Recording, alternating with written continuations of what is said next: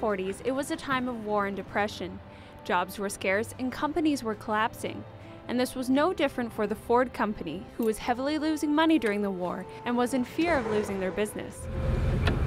During the war, they were swung over to military equipment and military vehicles and whatnot, so there wasn't a huge volume of sales.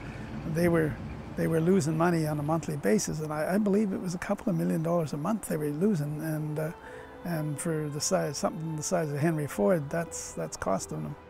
Edsel Ford, Henry's son and designer of some of Ford's best vehicles, had just passed away, and the company was struggling to bring new ideas to the production line. The U.S. government was so concerned how the company's failings would impact the war that they released Edsel's 26-year-old son to assume control of the company. But it was Henry Ford II that pulled the company back out of the water. Ford was the fastest company to put a car back into the civilian market after the war. They were able to use a lot of the parts from the earlier 40 cars, 40, 41. The engines and running gear is quite unique. They're a little 3-speed transmission. It's a great driver. I'm glad Henry Ford came out with this one because the wife and I really love this one. This 1946 Ford is said to be what saved the Ford Company, and it was just the type of car to make a huge comeback. The interior of the car, the dash and the upper sills, are hand-painted wood grain, which is really unusual for 1946. But they said it was one of the features that made the car a real popular seller.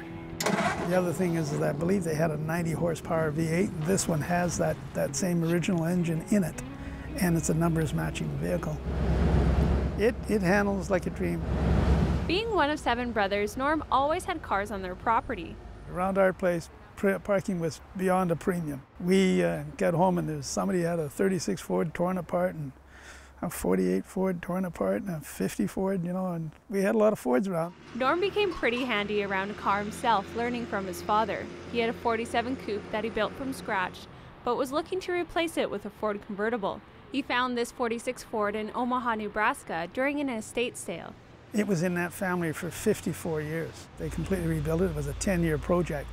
And then the fella passed away just on completion, and I ended up buying it from the estate with 0 miles on the car. Norm has put on a few miles on it since, taking it on trips to the United States and recently through the Okanagan. The more time you spend around these classic cars, the more you get attached to them. So it's a real tough thing to go to an auction and come home holding your wallet and not a set of keys. This car is one that Norm is really attached to. You won't see it at any auction or up for sale anytime soon. In Port Alberni, I'm Brianne LaPlante.